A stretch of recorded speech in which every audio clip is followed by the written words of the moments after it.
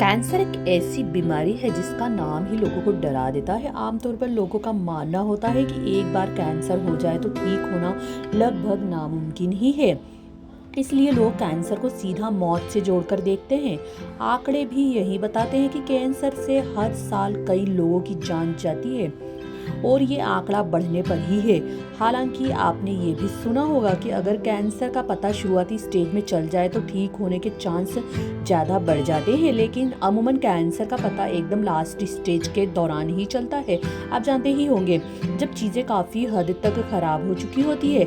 आखिर इसके पीछे की वजह क्या है, चलिए जानते हैं कैंसर स्पेशलिस्ट से। जी हाँ, इस बारे में दिलचस्प जानकारी साझा की है कैंसर स्पेशलिस्ट ने। आपको बता दें कि ज़्यादातर लोगों में कैंसर का पता एकदम लास्ट स्टेज पर ही चलता है, जब चीज़ें काफ़ी हद तक ख़राब हो चुकी होती है। दरअसल ऐसा नहीं है कि कैंसर सीधा लास्ट स्टेज पे ही बॉडी पर अटैक करता है। शुरुआती स्टेज में कैंसर के कई लक्षण दिखाई पड़ते हैं, लेकिन अक्सर हम या डॉक्टर भी इन्हें मामूली समझकर नॉर्मल इलाज करते रहते हैं। ऐसे में जब धीरे धीरे करके चीज़ें बहुत बढ़ जाती है, तब जाकर कहीं कैंसर का पता चलता है।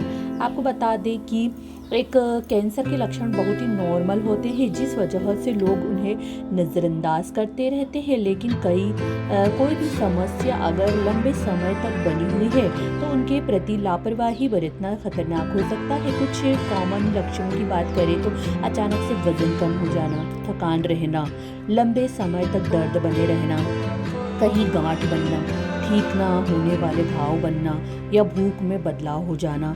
इसमें से कोई भी लक्षण लंबे समय तक बना हुआ है तो तुरंत डॉक्टर की सलाह लेनी चाहिए। आपको बता दें, डॉक्टर कहते हैं कि कैंसर या किसी भी बीमारी का समय से पता लगे और सही इलाज किया जा सके, इसके लिए ज़रूरी है कि आप रेगुलर हेल्थ चेकअप कराते रहें। इसके अलावा कैंसर का कोई भी लक्षण दिखाई दे तो तुरंत PET CT स्कैन कराएं। कैंसर के केस में अर्ली डिटेक्शन यानी समय पर रोग की पहचान होना बहुत ही ज़रूरी होता है, वरना ये जानलेवा भी हो सकता है। आगे आपको जानकारी के लिए बता दें कि कैंसर एक ऐसी बीमारी है जिसका पूर्वानुमान लगाना मुश्किल है, लेकिन अक्सर इसका पता जल्दी लगाया जा सकता है। कई लोगों को कैंसर का पता ही नहीं चलता है और उन्हें यह पुष्टि करने में काफ़ी समय भी लग जाता है कि उन्हें यह बीमारी है या नहीं। तो कैंसर को बढ़ने में कितना समय लगता है और कैंसर का इंक्यूबेशन पीरियड कितना लंबा होता है, और सब कुछ और भी बहुत कुछ जानेंगे इस वीडियो में। आगे जानते हैं चलिए। और कैंसर अनियंत्रित कोशिका विभाजन का परिणाम है। कैंसर कोशिकाएं तब विभाजित होती है जब उन्हें विभाजित नहीं होना चाहिए, तब भी विभाजित होती रहती है। तब उन्हें रुक जाना चाहिए और तब भी नहीं मरती है जब उन्हें मरना चाहिए। सबसे बुरी स्थिति में कैंसर कोशिकाएं उस क्षेत्र को छोड़ देती है जहां से वे उत्पन्न हुई थी और शरीर के अन्य भागों में फैल जाती है। आपको आगे बता दें, कैंसर का विकास एक बहुचरणीय प्रक्रिया से होता है। जैसे जैसे कोशिकाएं असामान्य होती जाती है, उनमें नई क्षमताएं विकसित होती रहती है, जैसे वृद्धि कारक और पाचन एंजाइम छोड़ने की क्षमता। ये कोशिकाएं विभाजित होती रहती है, आसपास की सामान्य कोशिकाओं को प्रभावित भी करती है और अक्सर प्रभावित अंगों के कार्य को बाधित करती है। कुछ मामलों में असामान्य कैंसर कोशिकाएं मर जाती है, लेकिन ट्यूमर को इतना बड़ा होने में वर्षों लग सकते हैं कि उसे महसूस किया जा सके। हालांकि सभी कैंसर के लक्षण एक जैसे नहीं होते हैं। आपको बता दें, फिर भी कई कैंसर के विकास के दौरान कुछ सामान्य लक्षण देखने को मिलते हैं।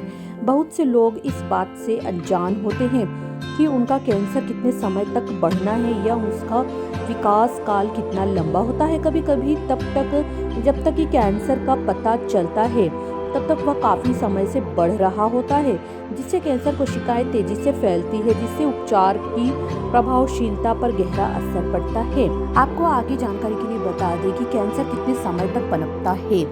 यूनान स्थित पारंपरिक चीनी चिकित्सा अस्पताल के अनुसार कैंसर मरीज के लिए समय के विरुद्ध एक दौड़ है। कैंसर का पता जितनी जल्दी लग जाए, खासकर स्टेज 0 या स्टेज 1 में सफल इलाज की संभावना उतनी ही ज्यादा होती है। हालांकि कई लोग अक्सर लापरवाह होते हैं या अपने शरीर में असामान्यताओं के प्रति अनजान होते हैं। इस लापरवाही के कारण वे तब तक चिकित्सा सहायता लेने में देरी करते हैं जब तक कि लक्षण असहनीय न हो जाए और तब तक कैंसर बढ़ चुका होता है। बता दें, विभिन्न कार्सिनोजेंस के प्रभाव में सामान्य कोशिकाओं का विकास बाधित होता है, जिससे असामान्य प्रसार होता और कैंसर कोशिकाएं प्रकट होने लगती है। सामान्य कोशिकाओं से कैंसर कोशिकाओं में परिवर्तन रातों रात नहीं होता है।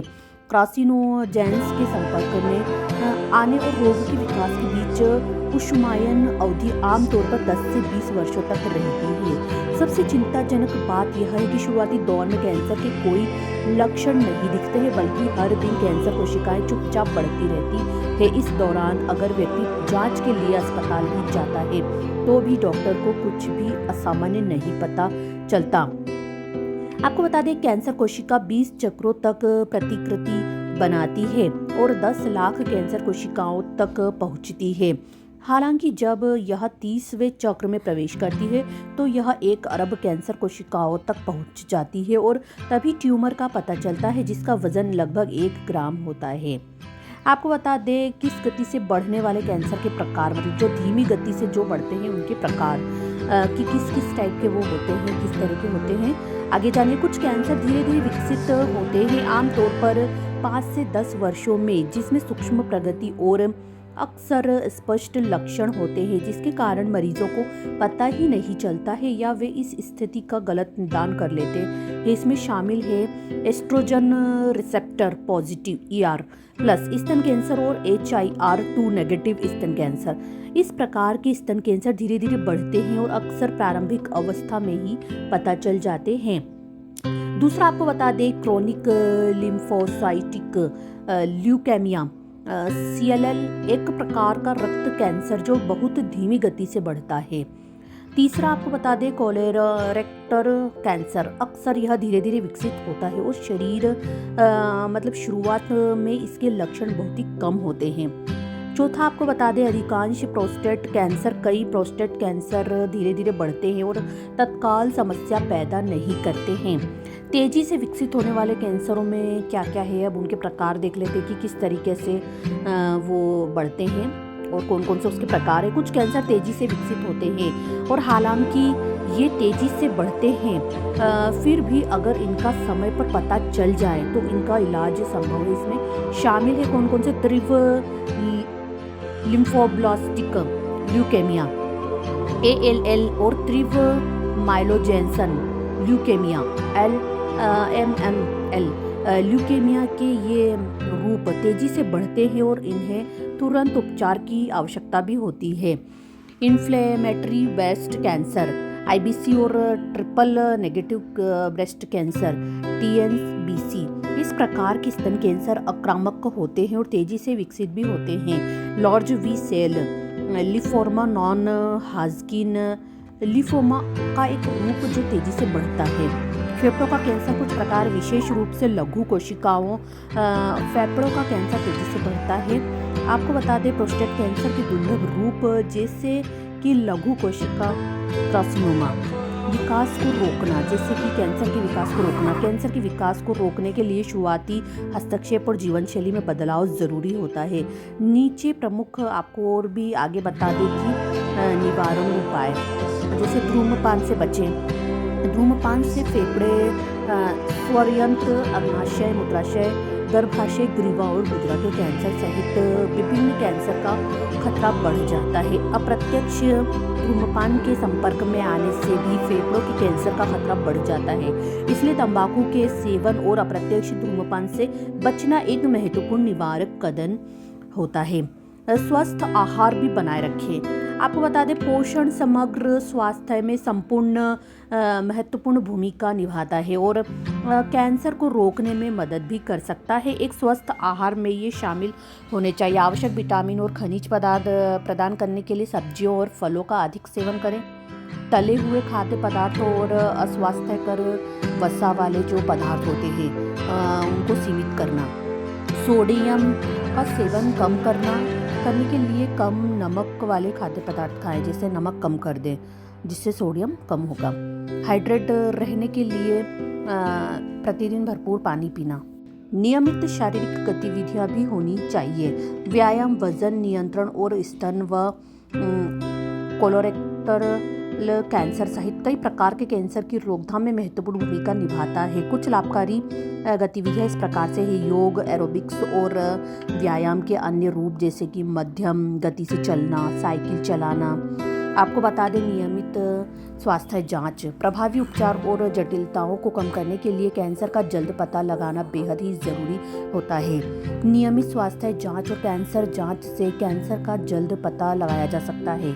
लक्षण दिखने से पहले ही नियमित जांच से इलाज की लागत कम होती है और मृत्यु दर में उल्लेखनीय कमी भी आती है। कैंसर का शुरुआती चरण में पता लगाने के लिए नियमित जांच और जांच जैसे मासिक या त्रैमासिक स्वास्थ्य मूल्यांकन करवाने की सलाह भी दी जाती है। कई अस्पताल अब सुविधाजनक समय निर्धारण के लिए मोबाइल एप्लीकेशन के माध्यम से स्वचालित अपॉइंटमेंट सिस्टम प्रदान भी करते हैं। आपको बता दें, निवारक उपायों को अपनाकर व्यक्ति कैंसर होने के अपने जोखिम को काफ़ी हद तक कम कर सकते हैं और जल्दी पता लगाने और सफल उपचार की संभावना को बढ़ा भी सकते हैं। लास्ट स्टेज या स्टेज 4 कैंसर से पीड़ित व्यक्ति कितने समय तक जीवित रहेगा, यह निश्चित रूप से नहीं कहा जा सकता है, क्योंकि यह कैंसर के प्रकार, व्यक्ति के समग्र स्वास्थ्य और उपचार की प्रतिक्रिया पर निर्भर करता है। जी हाँ, हालांकि कुछ मामलों में प्रभावी उपचार के साथ मरीज वर्षों तक जीवित रह सकते हैं। आपको बता दें, जीवित रहने की अवधि को प्रभावित करने वाले कौन कौन सी चीज़ें होती है, जो कारक होते हैं, बोल सकते हैं, जैसे कि कैंसर का प्रकार, फेफड़ों के कैंसर जैसे विभिन्न प्रकार के कैंसर में जीवित रहने की दर अलग अलग होती है। कैंसर का स्थान, शरीर के किस हिस्से में कैंसर फैला है, यह भी जीवित रहने की अवधि को प्रभावित करता है। व्यक्ति का समग्र स्वास्थ्य, रोगी का समग्र स्वास्थ्य और अन्य बीमारियां जीवित रहने की दर को प्रभावित करती है। उपचार की प्रतिक्रिया, उपचार के प्रति रोगी की प्रतिक्रिया और उस पर कितने प्रभावी ढंग से प्रतिक्रिया करता है, यह महत्वपूर्ण है। अन्य स्वास्थ्य समस्याएं, युवा और स्वस्थ रोगियों का पुनर्मान अक्सर अधिक स्वास्थ्य समस्याओं वाले वृद्ध रोगियों की तुलना में बेहतर होता है। आपको बता दें, स्टेज 4 फेफड़ों के कैंसर वाले कुछ मरीज प्रभावी उपचार से लंबे समय तक जीवित रह सकते हैं। नेशनल कैंसर इंस्टीट्यूट के आंकड़ों के अनुसार stage 4 non small cell lung cancer, अंतिम चरण का नॉन स्मॉल सेल के फेफड़े का कैंसर के लगभग 7% लोग निदान के समय से 5 साल तक जीवित रहते हैं। आपको बता दें, स्टेज 4 कैंसर एक गंभीर स्थिति है जिसके लिए तत्काल और विशेषज्ञ देखभाल की आवश्यकता भी होती है। आपको वीडियो जानकारी कैसी लगी, हमें कमेंट करके ज़रूर बताइए और इसी तरीके की वीडियोज़ और जानकारी के लिए हमसे जुड़े रहिए। जो भी नए हैं, चैनल को सब्सक्राइब करें, बेल आइकन प्रेस करें ताकि आने वाले वीडियोज़ के नोटिफिकेशंस आप तक जरूर पहुंच सके। Thank you. मिलते हैं नेक्स्ट वीडियो में।